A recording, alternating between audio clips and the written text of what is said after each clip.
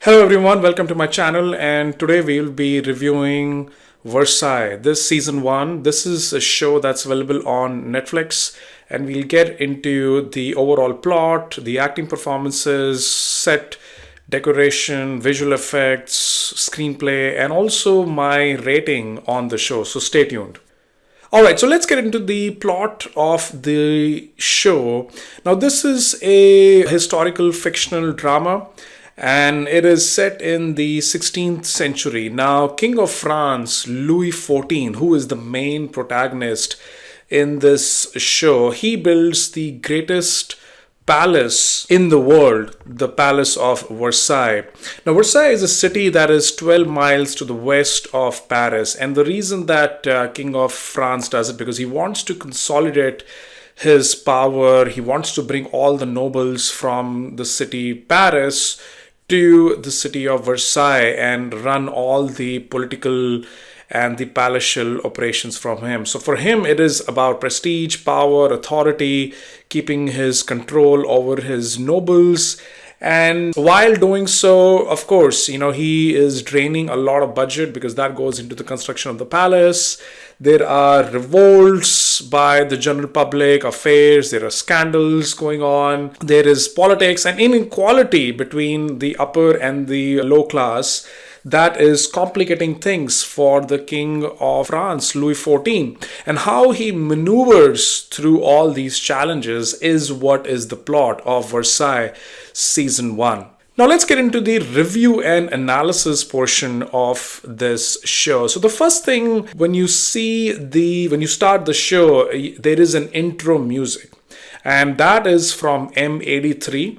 Now the theme, when you hear it, it is very inspiring. It's all based on the king, and it kind of mesmerizes you. It gives you the feeling that this is gonna be all about power. This is about taking control. So full marks to the team for choosing M83. I'm a big fan. Or anytime I watch a show, for me, the intro music it sets the stage, and I think that did really well for Versailles. I mean, they couldn't have been a better music to start with when you start watching the show. Now, this series has been created by Simon Mirren, David Wolstercroft, and of course, I'm giving these names to you because these are seasoned executives and producers, of course, and they have now this concept and they have this vision to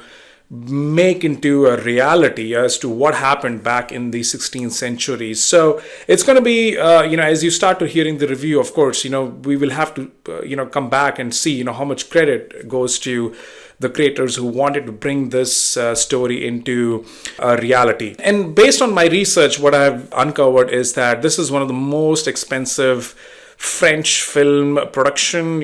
Close to 30 million pounds were spent into just the whole production, acting, performances, etc.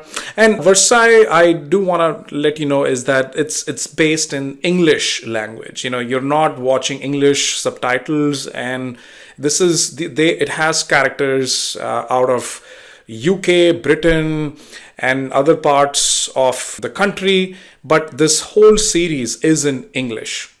Now, why does that subtle difference here? I'm not saying that I'm not a fan of shows that use the local dialect. I've done a lot of Korean movie reviews if you want to check on my channel, and I think the local dialect definitely makes it interesting. But there are times when your mind also wants to see a show that is actually in English language. That's the universal thing, and you kind of pick things very quickly because you will see things will start and end very quickly in Versailles. So sometimes reading the subtitles and connecting the dots, maybe it takes time, but I think the choice of using English here, to me, is a good thing because you can understand things much faster. All right, so as I was explaining to you in the beginning that King of France, Louis XIV, there is a strategy behind moving the court to the Palace of Versailles because, he wants to exercise his control over nobles. Back in those days, if you have nobles plotting against you, conspiring against you, so you want to have them under your watch. You want to make sure that you exactly know what is going on behind your back. And that was one of the intention, that he brought all the nobles there, and all the operations were running there, and he's ultimately the king who is exercising a lot of power. So I thought that was a smart decision to do. And of course, I'm not a judge of the history, but I think that based on how they show it in the movie, it makes sense. Now, starting with the episodes, there are 10 episodes in this show, and the main protagonist, King Louis XIV, he's played by Georgeblagden, a British actor. And from the very get-go in the episode 1, which is Welcome to Versailles, you will see a man riding a horse. And it's dark background, it's eerie, the camera is very much focused on the legs of the horse, and this person is running into a castle. And right there, it kind of hooks you, some mystery or suspense that is going to be uncovered. And you see a man that goes into a dungeon, a cell where there is a man that has an iron cast on his face. And that's where the story, it just kind of gives you that hook that there is something connected to this person. So the introduction is good. The story starts to pick. It keeps you guessing that, hey, back in those days there is some mystery about to unravel. So there are definitely those elements in this movie. It is not just about politics. I mean, there is mystery, there is going to be drama, and so on. So episode 1 seriously glimpses into the culture of France back in those days. I mean, you've got rich nobles, aristocrats that are conducting lavish parties. You have someone who is in charge of taking care of, everyone in the palace. There are men and women, from the high rich society that are playing cards, that are enjoying their meals.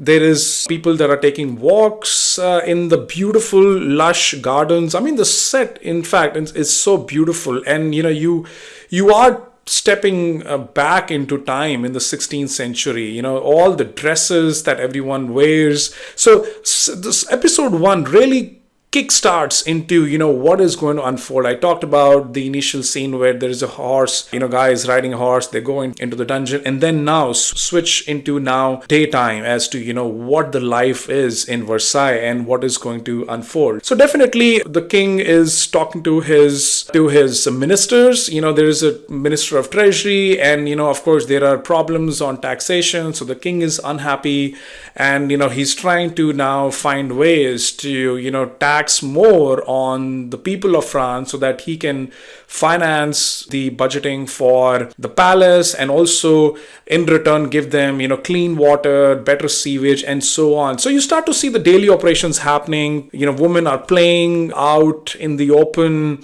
So things start to look just like a CEO's office. He's also concerned about how to run the operations and also what's happening outside his palace. And the sets are pretty elaborate. The movie, the show shows you, Versailles from the outside. I don't think they would have shot everything inside. Set would have been created. And these are elaborate sets. In my mind, it was nothing like a real palatial set. I'm sure there are times when everyone, all the extra artists, they are walking outside, there's a drone footage, so it gives you very close, real, authentic experience of being back in the time. So I felt like this was gauging my interest from the very good starting episode 1. And then there is also the chief of staff of King Louis. Now chief of staff is also a role that is you get to see in a lot of countries today. And the role of chief of staff is to protect the reputation of the king. And it's good to see back in those days how this was unfolding. And this guy, he's gonna save the reputation of the king at any cost. He's a loyal servant. So very interesting story. It starts to unfold, and it is catching your interest as you're watching Versailles. And I mean, if you're a history fan, you will start to get into it pretty quickly. I mean, there are some historical dramas that tend to get a little slow, boring, but Versailles, at least in the episode 1, is continuing to build that momentum. Now, in episode 2, you see the introduction of Prince Philip. Now, he is the brother of King Louis.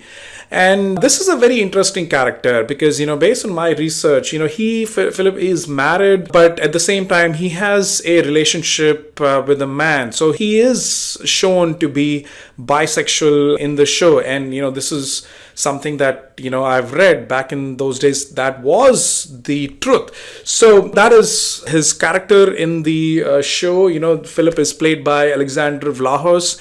And also, he starts to now take interest in the affairs of King Louis, as to helping him, supporting him during, the palatial operations. And that king tells him that, hey, you came from a war now, and now you got to help me with these things. So that's where you start to see now the roles of other characters, shaping out. And then there is a lot going on in the palace. I mean, there is so the king of France, he meets with the emperor of Austria, and they're trying to forge a partnership with the Austrian emperor who has lost the battle, and the king of France thinks that by uniting with him he can seize more control all over the European region. So this is not just limited to France. I mean, he's trying to go down all the way to Italy, exercise his control. So a lot of interesting things are also happening, which brings to light as to what things happened there. And it is really interesting to see how things unfolded. Clearly there is a lot of emphasis, a lot of research must have been done by the story writers, the screenplays, how do you write it, the way you're also projecting it. So I thought that was also interesting. You see seductive young ladies that are trying to have this relationship with the king, and a lot of favors are being done. There are spies even back in the countries. I mean, it is not like today using technology and you understand what's going on. You have to send your scouts and they get the information 7, 8 to 10 days later. But it is very interesting things that are manifolding and uncovering for you through back in those days, through the eyes, the lens of the filmmakers.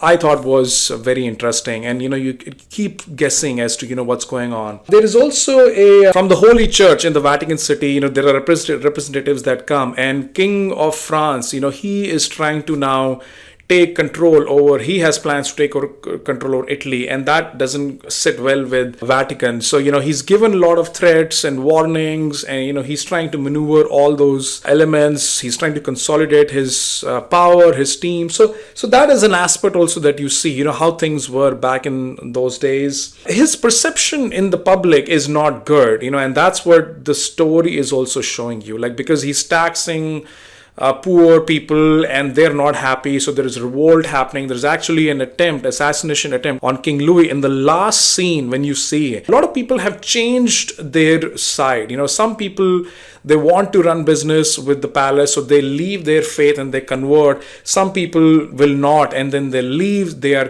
killed, their houses are burned, because King Louis wants to exercise control on them. The chief of police, he changes his side. He lets go of someone who was a spy. So now he also is, under a lot of scrutiny. At the end of the day, at the end of the show, they show him that he's put behind the bars. So a lot of sides are changing. There's politics happening, spies, I talked about that. And power is shifting, but King Louis is very determined. And I talked about the Iron Man here. This is a guy who is actually the real father of King Louis. And now King Louis doesn't want this news to come out. So anyone who gets to know about it is getting killed. And also the fact that King Louis happens to kill this man in the Iron Mask, because if his identity comes out, then King Louis will not be the king in power, because as per the Vatican, I mean, he doesn't come from the royal blood. I mean, his father, the real father of King Louis, could not produce a heir. So this man in the iron cast is now his real biological father, and King Louis doesn't want that to happen. So very interesting things that are unfolding back in the days. And something that if you read a lot of books, sure, you're going to get about it, but it was beautifully, and of course, in a very tragic way, it has been shown in the season. So that is my, overall review and analysis. I feel from the start to the end, Versailles will give you and touch into the minor to the most important detail that happened back in the day. And it is a period drama, so of course, you need to have some patience, because back in the days things were slow. It's not gonna be fast paced politics as of today. So have your patience, and if you want to truly understand what happened then, you will Versailles has to offer to you. So when it comes to the acting performances overall, I thought that the protagonist, played by Georgeblagden, Alexandervlahos, the king, the Prince Philip, everyone was brilliant in the show. I mean, the list goes on and all, but I only picked the ones that were the leads. But it is not just the acting that is being happening. I mean, you also have to train yourself. Your body posture has to be just like the king would have back in the days. And I thought that Georgeblagden, like when you see him on the stage or in the show, he exudes the personality of a king. I mean, he's assertive. He doesn't give a moment that he's losing, whether he's stressed out or not. But this is a steadfast personality, and the role was amazingly performed. I mean, you feel that you're watching a king. I mean, this guy doesn't take shit. He doesn't take things for granted, and he wants things to be done according to him. So I felt that his acting, his personality, body posture, the way he stands, everything was just about King Louis. It was phenomenal. And everyone else supported King Louis in the best way they could. I couldn't think of anyone that felt like was out of the place, whether it was the smaller roles or the bigger roles and the in-between roles. Everything felt like this was pulled off from an acting perspective.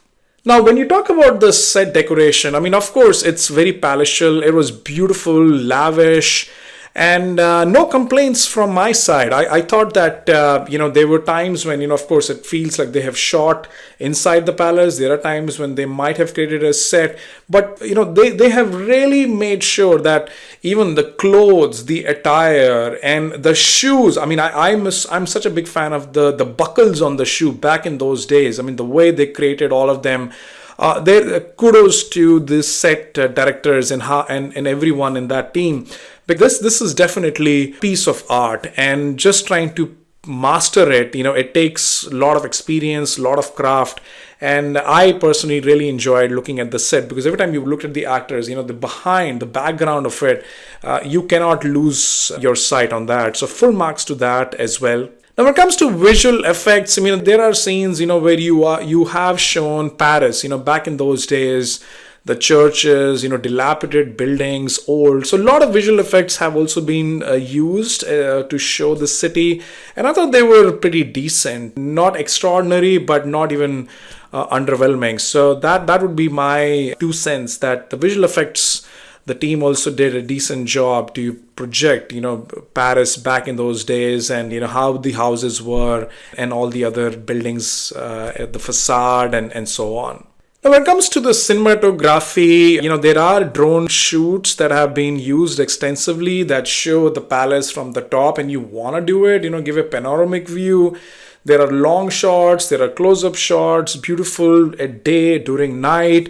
And you need to do that. I mean, that goes without saying. I mean, a king has different perspective. Court nobles, whether he is, inside his private area, whether it's the city of Paris. I mean, everything looked pretty good to me. The lighting, the camera angles, the movement, the zooming, everything was pretty much in line. Like, you want to see that variety, and team at Versailles made sure that this is also aligning with the overall objective of, creating a beautiful show.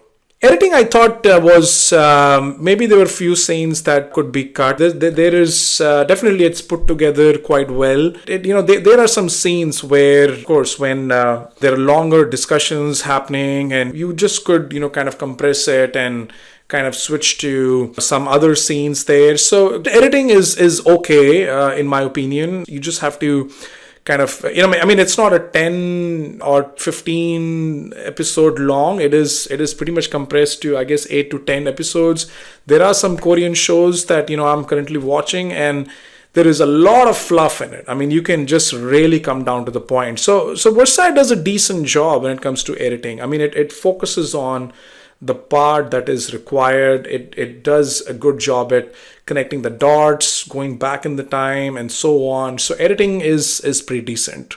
All right, so my last portion of this review is, the conclusion as to, why would you want to see Versailles, and my overall rating. In my overall review experience watching Versailles, I mean, if you are a history fan, if you like period dramas, this is certainly a show that you don't want to miss. The creators, the directors, the producers, actors have done a phenomenal job in bringing into light a show back in those days, and have today's viewers, like in 2023 you're watching the show that is set in 16th century with a lot of patience, and people today want instant gratification. People want to switch, but that doesn't happen here. I mean, you are glued, considering that you're a history fan and you like all the performances, so you will love this show. There is a lot of politics in this show, so that comes with this kind of a series, that it's not just about drama, it's politics, and there's also a lot of nudity and sex scene shows. So if you're watching this show, just make sure that there are only adults around you. Kids are not nearby, because it can be disturbing. So in my opinion, I mean, this is a marvelous, grand project. I know Versailles has 3 seasons. This is season 1 that I'm doing a review for, and I hope to watch the season 2 as well and do another review. But if I had to give my rating, I would give it 9 out of 10, guys. I mean, these shows like these don't come very often. So, it would only make sense to give a high rating. When I talked about acting performances, set decoration, visual effects, cinematography, there is also a lot to learn from Versailles. I mean, this is not just you just soak in the information and that's it. I mean, how does today's CEO maneuver all different departments and still get the shareholder voting, the board proposal to remain in power? How does he cut costs and try to balance the budget? So how does he get intelligence on other companies? So there are a lot of things that you can take away from Versailles and apply it in your personal life, in your professional life. So it's a very interesting show, and that's it from my side, guys. I hope you enjoyed the review. Let me know what you feel in the comment section below, and if you liked the review, please give a thumbs up, like, or subscribe, and I will see you during my next review. Take care. Bye bye.